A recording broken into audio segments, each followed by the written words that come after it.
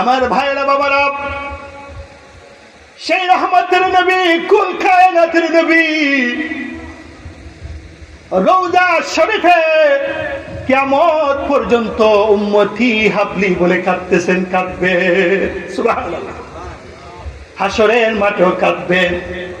শুধু তাই না, মেরাজের রজনীতে যখন নবীজি 7 আসমান পার হয়ে সিদরাতুল মুনতাহা পার হয়ে যখন আরশ মহল্লায় আল্লাহ নবীজি হাজির হবেন, সেখানে গিয়ে উম্মতের কথা বলে নাই। সেখানে গিয়ে কি করে নাই?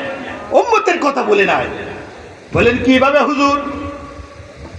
আমার নবীজি রহমতের নবী, কুল কায়নাতের নবী, নবী মুহাম্মদুর রাসূলুল্লাহ সাল্লাল্লাহু আলাইহি সাল্লাম যখন সিদরাতুল মুনতাহা পার হয়ে আরশে মহল্লায় প্রবেশ করবেন, তখন নবীজি নিজের পায়ের জুতা মুবারক খুলতে শুরু করলেন। আল্লাহ রাব্বুল আলামিন ডাকতে বলতেছে, এ আমার হাবিব, আপনি কেন আপনার জুতা মুবারক খুলতেছেন? তখন নবীজি উত্তর দিলেন, ওগো পরওয়ারদিগার, আমি আমার ভাই মুসা নবী থেকে শিক্ষা গ্রহণ করেছি। মুসা নবী যখন তুর পাহাড়ে উঠতেছিলেন, জুতা মুবারক নিয়ে উঠতেছিল, তখন আপনি বলছেন, রে মুসা, তুমি তোমার জুতা খুলে তুর পাহাড়ে প্রবেশ করো। ওই ঘটনা থেকে, আমার ভাই থেকে তখনই আমি শিক্ষা অর্জন করেছি। আল্লাহ সেই ঘটনা মনে করে আমিও আপনার আরশে মহল্লায় প্রবেশ করার আগে জুতা খুলতে শুরু করেছি। বলেন সুবহানাল্লাহ। তখন আল্লাহ রাব্বুল আলামিন কি জবাব দেন? হে আমার প্রিয় হাবিব, হে আমার বন্ধু, মুসা নবী তুর পাহাড় থেকে সম্মানিত হয়েছে, আর আমার আরশে মহল্লায় আপনার জুতা মুবারকের ধুলা থেকে সম্মানিত হবে। বলেন সুবহানাল্লাহ। মুসা নবী তুর পাহাড় থেকে সম্মানিত অর্জন করছে, আর আপনার জুতার ধুলা মুবারক থেকে আমার আরশে মহল্লায় সম্মান অর্জন করবে। কাজে আপনার জুতার রাখে আসলে আমার আরশে মহল্লায় বরকত থেকে বঞ্চিত হবে। আপনার জুতা মুবারক নিয়ে প্রবেশ করুন। সুবহানাল্লাহ। দেখছেন আমাদের নবীর সম্মান আল্লাহ কত বাড়ায় দিয়েছেন। আমার ভাইয়েরা, বাবারা, ও আমার পর্দানিসীন মা বোনেরা, সময় কমাইলে সময় যেহেতু নিকটে আসে বলে দিয়ে ইঙ্গিত দিয়ে, আমার মা বোনেরা, ভাই বাবারা, দয়াল নবীজি যখন প্রবেশ করলেন, আরশে মহল্লায় প্রবেশ করলেন, আল্লাহ রাব্বুল আলামিন বলতেছে, প্রিয় বন্ধু, ও আমার হাবিব, মেহমান যখন মেজবানের বাড়িতে যায়, মেহমান যখন মেজবানের বাড়িতে বেড়াতে যায়, একটা সুন্নত নিয়ম হলো কিছু হাদিয়া নিয়ে যাওয়ার। কথা বলেন ঠিক কিনা? আপনারা হাদিয়া নিয়ে যাননি? মেহমান যখন মেজবানের বাড়িতে বেড়াতে যায়, তখন সুন্নত হইল কিছু হাদিয়া নিয়ে যাওয়া। আপনি হলেন আমার মেহমান, আমি আল্লাহ হইলাম আপনার মেজবান। আপনি আমার কাছে বেড়াইতে আসলেন, আপনি কি আমার জন্য কোনো হাদিয়া নিয়ে আসছেন কিনা? বলেন সুবহানাল্লাহ।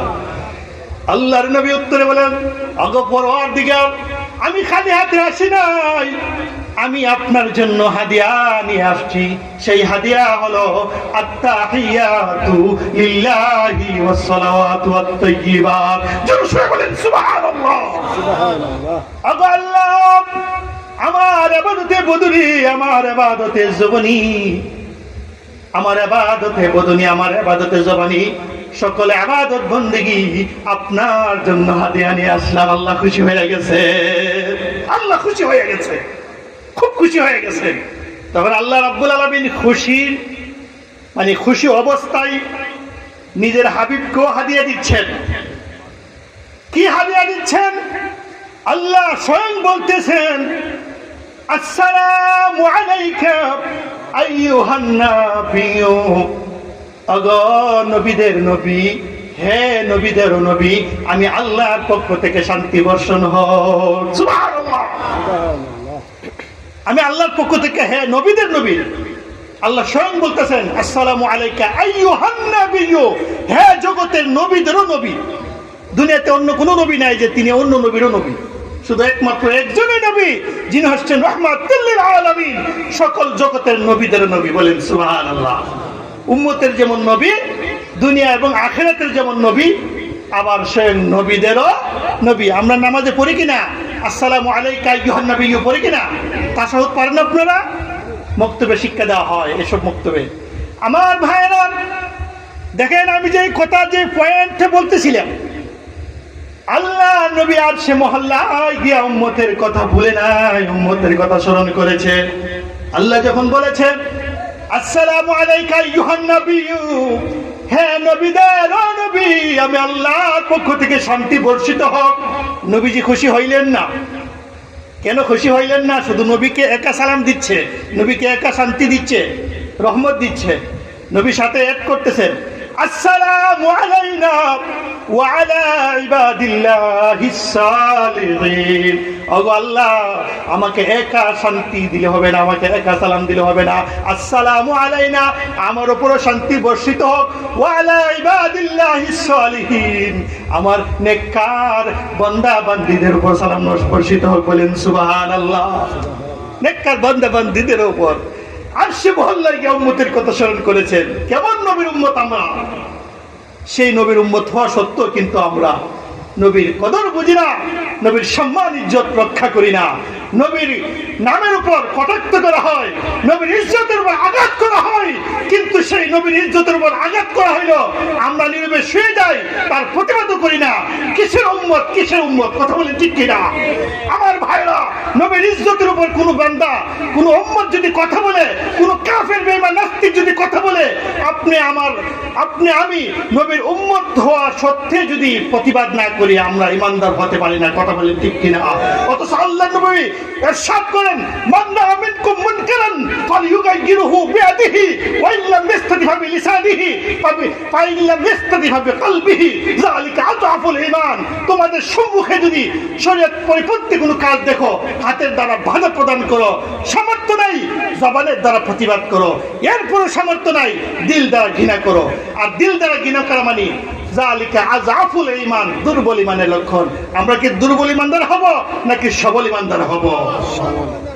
তাহলে সবল ঈমানদার হইলে এত বড় কুল কায়নাতের নবীর উপর ইজ্জতের উপর যদি কোনো কটাক্ষ করা হয়, নবীর স্ত্রীদেরকে নিয়ে যদি কটাক্ষ করা হয়, তাহলে প্রতিবাদ করার দরকার আছে কি নাই? যদি প্রতিবাদ না করি নবীদের উম্মত বলে স্বীকার করবেন না, কাল হাসরের মাঠে নবীদের উম্মত বলে আমরা পরিচয় দিতে পারবো না। নবীদের উম্মতের পরিচয় দিতে হলে নবীর ইজ্জতের উপর আঘাত আসতে দিতে হবে, আমাদের প্রতিবাদ করতে দিতে হবে না। কথা বলেন ঠিক কি না? আমার ভাইরা, কোন কায়নাতের নবী, নবী মুহাম্মদ রাসূলুল্লাহ সাল্লাল্লাহু আলাইহি সাল্লাম, নবীজির উপর দরুদ পড়লে কত লাভ, কত লাভ। আল্লাহ নবী বলেন, যে বান্দা, যে বান্দি, যে উম্মত, যে উম্মতি শ্রেষ্ঠ নবীর উপর একবার দরুদ পড়বে, আল্লাহ রাব্বুল আলামিন ওই বান্দার প্রতি 10টি রহমত নাযিল করবে। বলেন সুবহানাল্লাহ। শুধু তাই না রে, 10টা গুনাহ আল্লাহ মাফ করে দিবেন। শুধু তাই না, 10টা মর্যাদাও আল্লাহ বাড়ায় দিবেন। বলেন সুবহানাল্লাহ। লা ইলাহা ইল্লাল্লাহ, লা জুড়ে লা ইলাহা ইল্লাল্লাহ,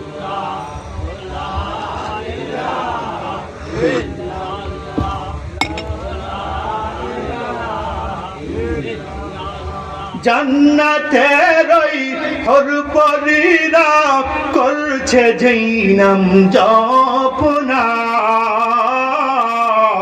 সবেদারি উলিরা ওই করছে সেই নাম সাধনা।